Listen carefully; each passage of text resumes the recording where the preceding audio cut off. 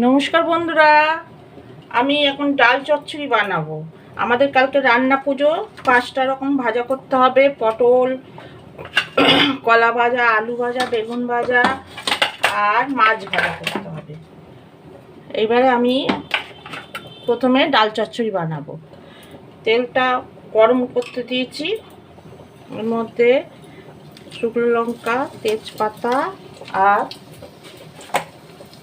জিরে ফোড়ন দেব, দিয়ে ওটা হতে দেব।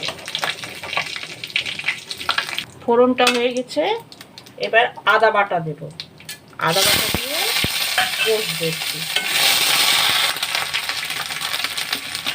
এবার 2 চামচ নুন, 2 চামচ জিরে গুঁড়ো, 1 চামচ, 2 চামচ চিনি আর 2 চামচ হলুদ, জল দিয়ে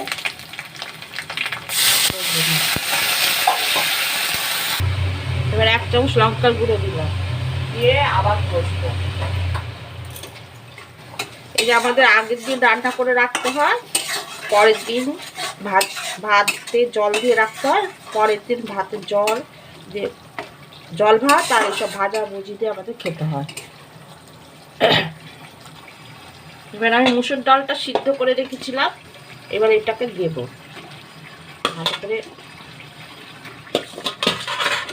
দিয়ে নাড়াচাড়া করবো।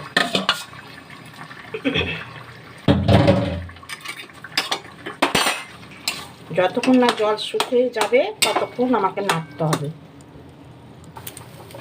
দেখুন জলটা আস্তে আস্তে মরে যাচ্ছে, এটা মরে যাবে। তারপরে গুঁড়ো মশলা দিয়ে, মানে ভাজা মশলা দিয়ে নামিয়ে রাখতে হবে।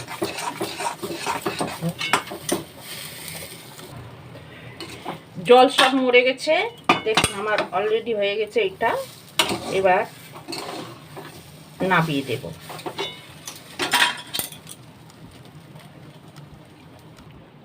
এবার ভাজা জিরে, ধনে, শুকনো লঙ্কা সব ভাজা মশলা দিয়ে এটাকে রেখে দেব। এটা খাওয়া হবে।